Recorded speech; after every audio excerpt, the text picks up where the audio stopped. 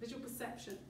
Kind of like the 3D glasses in the movie. Yeah, well it is. It's sort of controlling your eye. So your eye, when I talked about wavelengths, naturally your eye will sort of read the reds and the oranges before reading the blues. So this is really important information when you're creating paintings and understanding when you want to control the viewer's eye and you want to highlight an element in your painting, understanding that, you know, what you're placing these certain colours against colour, will help the viewer, the reader, and you get control. You know, understanding colour theory gives you a lot of control over an emotion you want to evoke or an effect you want to achieve. Okay?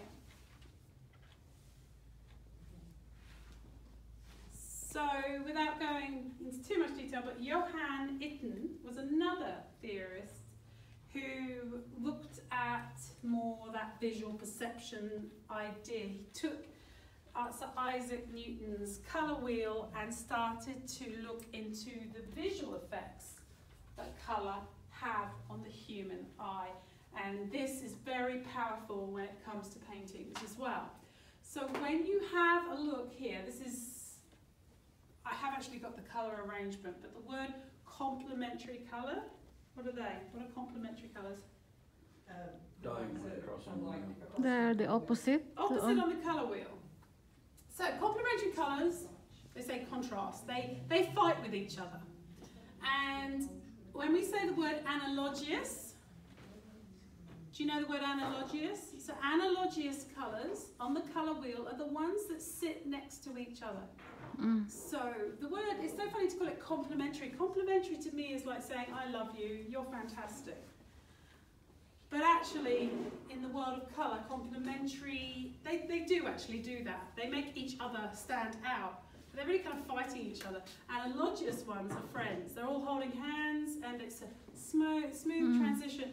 So, me and Naomi are analogous. You know? You two are.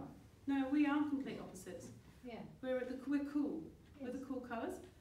You know, we could get together in our colours, but you know, where are you on the colour wheel with the yellow and the pink? But if I stood next to, what's the opposite of this one? Who's wearing red? Red. Well, I'd probably say the closest is between these two. These guys I'm opposite to. Yellow and orange and blue are opposite as well. Okay?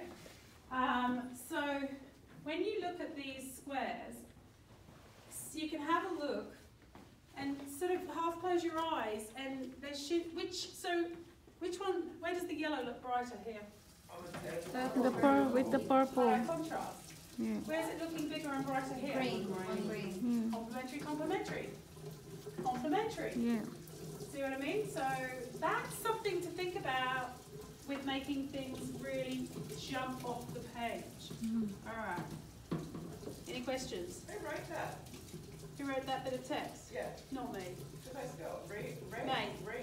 I don't even look at these. What have they written? They wrote. Notice how the reed. Notice how the reed looks brighter. Red. I can promise you that wasn't me. That's awesome. I love it. Someone else has spelling problems. That looks professional. So, those words, those terms, I think this is really important for you to learn. The person who wrote this PowerPoint didn't, but so I've just added some slides in here that I think it's really important. Because you are working fundamentally in colour, a really interesting thing is to understand colour schemes. And I know you could say that's an interior design term, but it also helps you as an artist to be able to look at how Monet and other people put the colours and why they put it together. So, monochromatic, Anthema, monochromatic is? One colour used in different values. So the word value. Value is when a colour, when white and black are added to a colour, so it goes darker and lighter. Okay, hue is the colour itself. Okay, and tone is by taking a colour and adding bits of grey, varying amounts of grey, so it's desaturating it. Okay, and saturation? Yeah. So how bright it is? How I used to say to the students, I used to go, highly saturated is me! And Vanessa?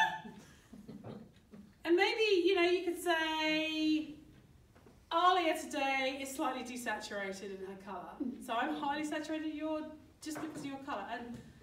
And I used to say, desaturated. When something's really desaturated and dark, it's this sound. When something's really high and vibrant, it's this sound. You know, and when something's got a lot of white added to it, and the values changed, it's whispering. And that's those pastel, really insipid pastel shades, okay? But then you add the black to it, and you deepen something, it's like a really deep man's voice.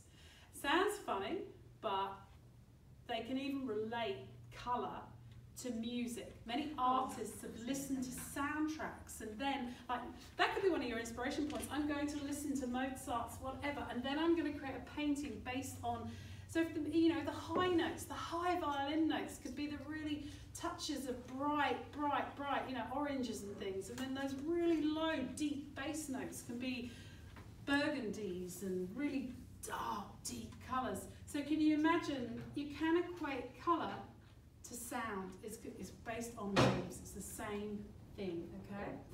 And also, as well, when you listen to a musical piece and you hear the violin and there's all these other instruments and they're all playing at the same sound, the violin is the thing that stands out. So the violin is the smallest instrument with the highest note, and it's like seeing a big, dark, monochromatic black painting like what Anthena's doing, and she has this painting of where there's a tiny touch of red in it. That's the violin, okay? Everything else is the big basses, but they don't stand out like the violin. And the violin stands out beautifully against those big bassy sounds because they complement it to stand out further. And that's like seeing your painting like that as well, okay? So we go through. Analogious is where there's maybe 3 or 4 colours sitting side by side. It doesn't matter where they are. They've just got a lovely movement. So for example, Naomi and Christina are talking about, I don't know, autumn. Autumn colours are definitely analogous, okay? And they're warm. They're not cool, they're warm colours. So complementary, we talked about that. That's someone having a big screaming bitch fight, I call it. I can just see 2 mice or something, you know, at each other. And then you split complementary. When you start, so this is very high contrast, and when you start to split it here, it softens it a bit more, the effect. Again, these are quite high contrast as well. And texture, that's just even. There's another one not on here, which I call discord, and discord is a term for random colours, any old way, messy. Okay, any questions? Is this also on Teams? I will have to upload this one, because I've just added different things. I just can't see anything on Teams. I had to ask Alia to email it to me. Do you want me to show you on the side how to access it? Yeah, because you go into files. You need to show her exactly where to go. I had a look on files. You've probably gone into the wrong files. You're probably not in the right chat. Sure. Okay. There's 2 different There's general- venues To go there. into There's painting. 2021 as well as Yes. 2022. So one of the things that I read on the weekend that I wasn't aware of on the colour wheel is when you've got 3 or 4 reds and 3 or 4 greens, the more you move to the right, that's the warmer of those colours, and the more you move to the left is the cooler colour. Oh, there you go. And I wasn't aware of that, but that made the wheel Oh, more 3D. representative Oh my to me. God. I go, That's all right. I know what you're talking If you about want to now. know about a 3D colour wheel invented by Johan Itten, look up Johan's Itten 3D colour. He has looked at the colour wheel and he has looked at, it's insane. It's like adding, it's got everything. It's all the way, all the dimensions when you add the tint and the shade and the greys and how it goes out this way. So say this is black and this is white and black, and there's your pure colour. It goes up that way, then it's another grey and a grey over here. It's so complex colour when you get into it, and as when I was teaching interior design, we had to go that far because we were responsible for entitling, you know, the emotion of the people, the colour was surrounding them to make sure it was okay. I still feel as artists you still have that responsibility. What you're using colour for is differently to convey a message, to evoke an emotion, to express yourself. So we don't need to go too heavily into that. But this is a really important part of colour theory, and you know, it's understanding that a colour can evoke an emotion. So I've added it here, but I don't really need to read that. But when I say, okay, so Naomi, tell me. So you've got the information up there. Tell me about blue. It's a cool colour. So colours evoke psychological feelings. It's been proven. So blue, when they say the blues, Calming. it's calming. It physically slows your heart rate down. It makes us think of cold. It also makes us think of the ocean, never ending, beautiful, still, tranquil. Those words are huge. And it represents, it actually, sometimes there's, colours also have symbolism meanings. It's all important to understand that too. And off the top of my head, I'm just thinking of the Virgin Mary. So, this one, purple. So, purple, the reason purple has always been used to represent royalty and spirituality, but it goes right back to the Roman emperors, and it was called Tyrian purple.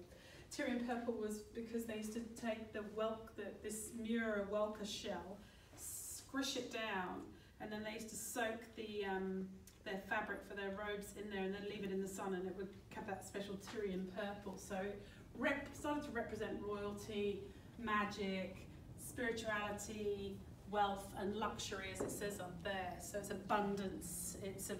But too much of a colour can also have a really bad effect. So too much blue can actually evoke depression. Too much purple can evoke, it's actually meant to see insanity. Serious. Yeah. Well, it's about magic, and so too much of it.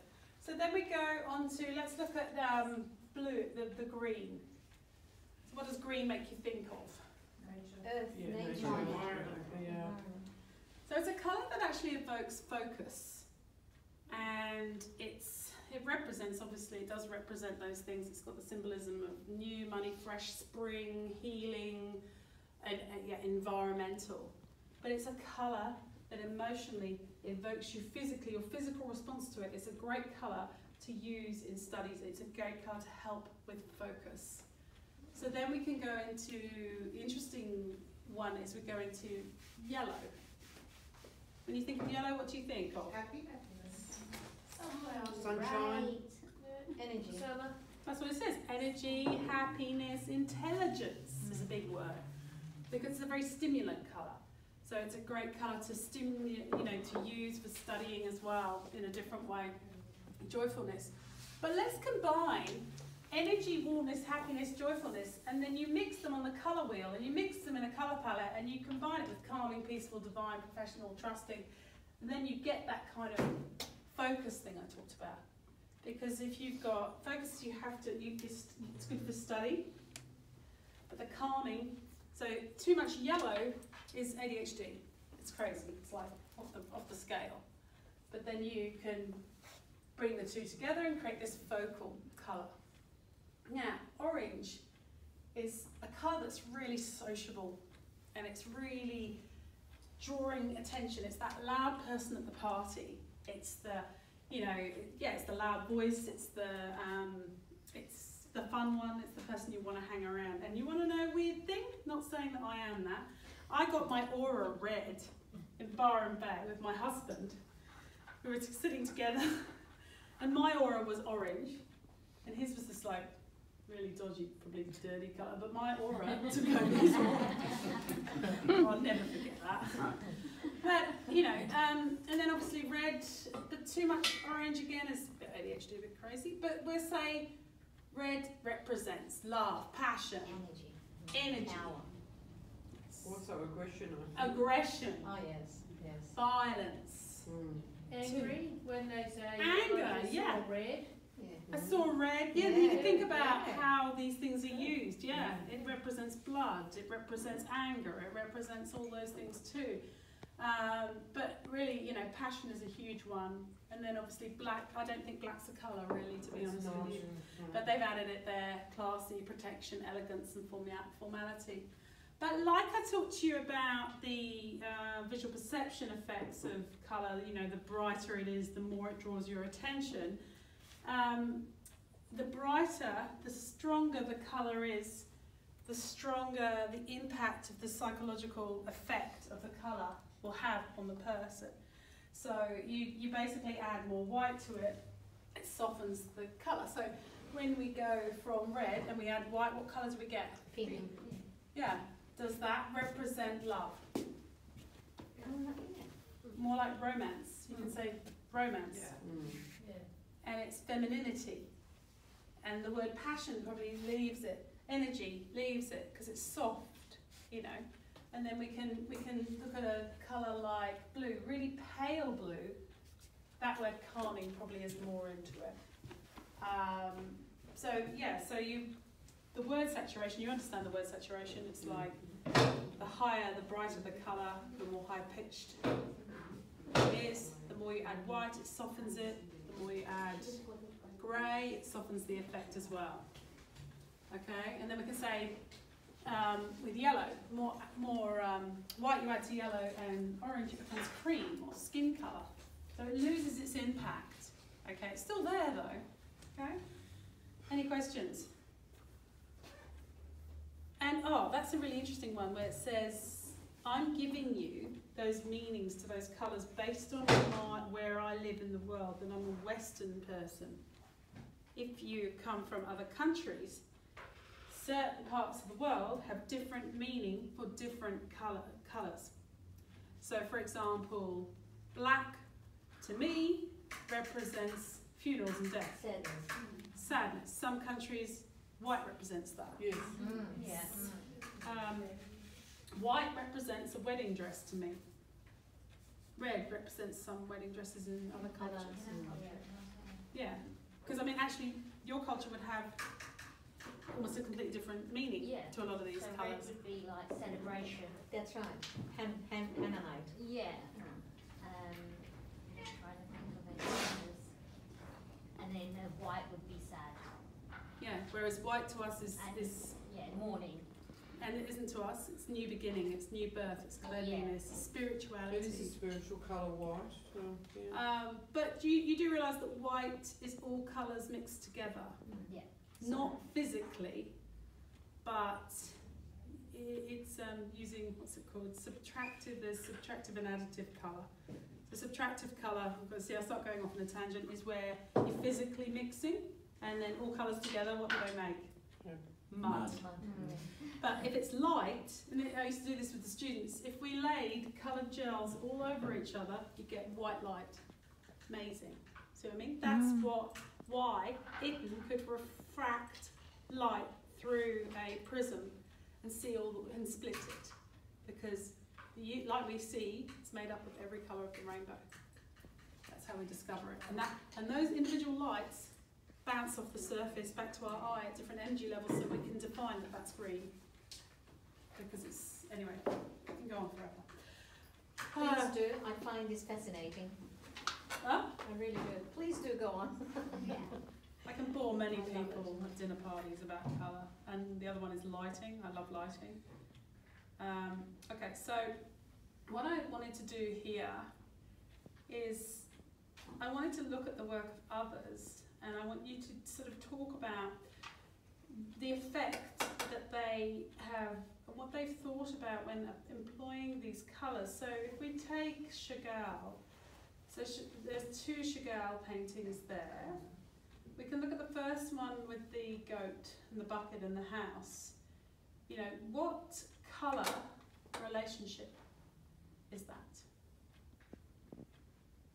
I think that's complementary. Complementary. Is it? Are they highly saturated colours? So if we look at the orange, is the orange highly saturated? No. How has it been affected? It's muted. And white added to it. Well, added, so the value has changed to soften it. Yeah. What about the blue? It's more dense. It's more. More saturated. Do you Saturated. think it's highly saturated blue? Not highly, Oh. the far Some right hand parts are, side some is. they deepened it They've with, deepened Yeah. it deepened it with with black. black. Yeah. So they've changed the value of it, Mm. and they've varied the saturation of it. What is the overall effect when you look at it? What is your eye drawn to first in that picture? The brighter bits. No, which element? Oh, element. The orange. The gold. Mm. The gold. Yeah. Yeah. So there you go. That's an effect of a colour on a colour. So that is the effect on this painting of how it doesn't need to be. When you use warm colours, you don't need a lot if you're putting it up against, and you want to, you can just define something, highlight a certain piece, like, you know, you can see that's probably about, what, 10%, if that, or 5% of that picture. And the rest is mono. What's the rest of it called? Monochrome. Monochromatic, using different varying values, tints and shades of blue, the hue blue.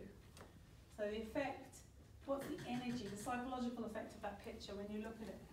I find it quite calming. Dreamlike. Yeah, dreamlike, isn't it? Yeah, that's what I thought. What time of day are they depicting? Night. Snow, is that snow on the ground? Could It's be. the light. Oh, I thought it could have been the moon. Moonlight. It's moonlight. Mm. Yeah.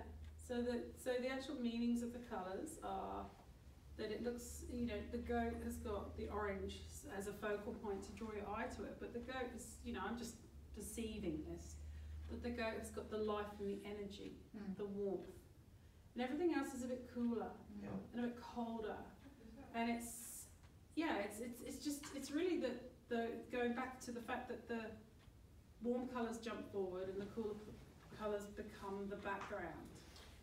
Does the title of that piece indicate what his mind might have been? Yes, but I have to find the title, because Oh, I've okay. lost the title. I have got the title somewhere, but I can let you know and we will look up the Chagall title. So what about this one? What do you think that is, that colour arrangement? Here's the colour wheel. So what have we got there? We've got green, Yeah, We've got red. so we've got Yeah. complementary. Reds and blue, yes. And then you've got, so you've got the, what is it? The green and the red. And then the primary colour, which is the red. Now you've got the green, the red, and then you've got a blue. So a tricolour. It's not really, it's just made its own thing up, I think, really. Oh yeah, it could be this sort of thing. No, it's the green, so primary, and then it's got, so it's not got real anisets, but it's really, the main elements are complementary colours. But you can see, when you look at it, which colour stands out the most to you? Green Grey. and red. But out of the two, which Red, one? I think. Green, is I quite think. strong. Is it the shape or the mass? I think it's the green It's shade. the light, it's the actual tone of the colour.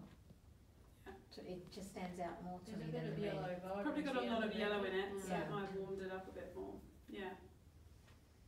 Okay, and then we go over to the Van Gogh piece, which is very different to the Chagall piece. What's the overall mood in that picture? Very Quite moody, isn't it? dark, sad. I feel sad, I was going to say Bleak. depressing. Why? Because of the Describe colour. the colours. Well, they're all Black. muted and. Muted. Yeah, very veiled, like washed out. Yeah. What colours are in there? It looks like to me there's complementary because there's red. It looks like if you Red can and imagine blue. taking the Greens colours. and yellow. Yellow, Bit of pink, Purples and purple. pink.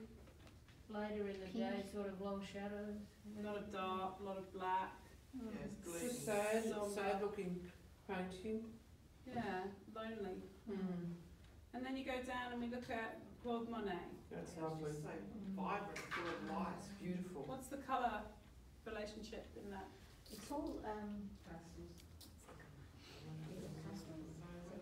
No, the not softer not colours. what it's made of, but what what are the The main? harmonious one, what are they called? They are, I think, analog. Yeah. Oh, give it next to each other. It's orange and blue. Monochrome, That's complementary. complementary. So it's like orange and blue. Okay. Is that like contrast? Yeah. So there's orange. Opposites. Yeah, Yeah. But in varying tints and shades. yeah. Are they highly vibrant colours? No.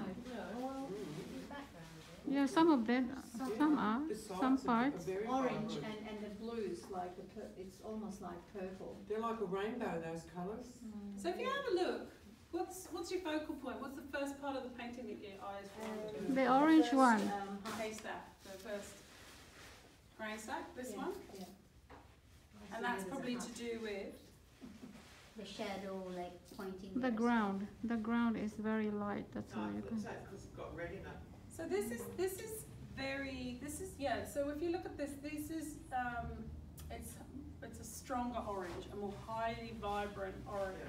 So it's defining that shape, and so then therefore it kind of draws your eye that way. These are all softer. There's a lot more white added to these colours, and then obviously it gets cooler in the background. So it gives that a really good sense of depth when you're doing landscapes, to put those cooler colours in the background and bring forward. And this would be a really good one for you, Naomi, to use that as an inspiration, because he's managed to he's used obviously a very abstract style, but he's a master of colour, Claude Monet, with the way he puts the colours on and the way he plays with it. So paint is all about colour. This is your chance to really enjoy colour and the medium and getting it out there, having fun. And equally, yeah, you don't have to do colour. You can do it black and white, but you need to then celebrate the technique of paint, okay? But really, for me, if I was doing the painting unit, I'd be wanting to, even if I'm doing murky colours. So actually, that's what I think from Athena. Bring colour in, but bring it in really desaturated and subtle. Play with that. Don't just go with the monochromatic. It's safe. Bring in a little bit of those colours. Yeah, but I mean, it is all about that. You've got this chance to not just create a pretty painting. You can start to put meaning in your painting. You can find your voice through choosing the colours you have, choosing the style you want to do, and thinking about the topic that you want. We talk about the subliminal message. That's the power artists have over the viewer.